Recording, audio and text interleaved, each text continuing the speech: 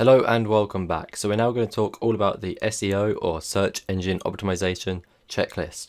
So this is something you can follow along whilst optimizing your website for SEO and search engines and all that.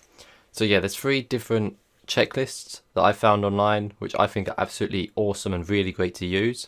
So I'm just going to talk you through them and I'll link them in the resources section of this course. So first of all, we have Search Engine Journal by Neil Patel.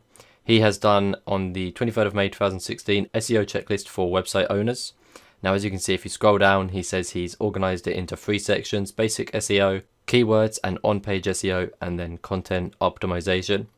As you can see, we've got the basic SEO checklist, which goes down quite far. And then, as you can see, we just go down and then we have on-page SEO.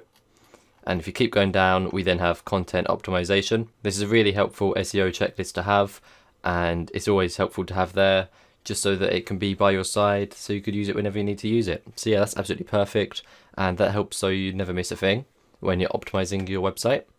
And then we have clickminded.com, and this has been written by, not too sure, it doesn't say at the top, it'll probably say at the bottom, so I'll give them a shout out at the bottom. But this is another really great one. As you can see, this was July 2017, so this one was a lot more recent.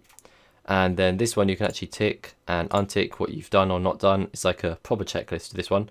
So the more you tick, the more % you've completed. So as you can see, if I untick this one, it's on 3%. If I tick it, 7%. And then if I keep scrolling down and ticking them, as you can see, the % I've completed goes up and up and up. So that is absolutely awesome. Here we go, they're saying using WordPress, install the free version of Yoast SEO. And then here we go, using WordPress, get a WordPress Google Analytics plugin so you can see the analytics data. So that is absolutely awesome. So this is another really good checklist. And then finally, we have one more, which is by localseochecklist.org. And this is more of a local SEO checklist. So if you're a local business and you want local people to find your business online, this is another great thing to use. This is a great checklist.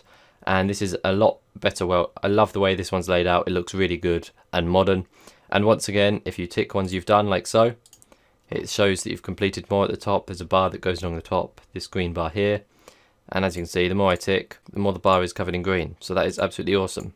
It's got really simple little items on this checklist. And of course, you can tick them off once you've done them, untick them if you've not done them. And then it also gives you a little bit of data if you click read more on each one. So as you can see, each of these, most of these have a little website or link attached to them. Duplicate content. Check if your website is duplicate content.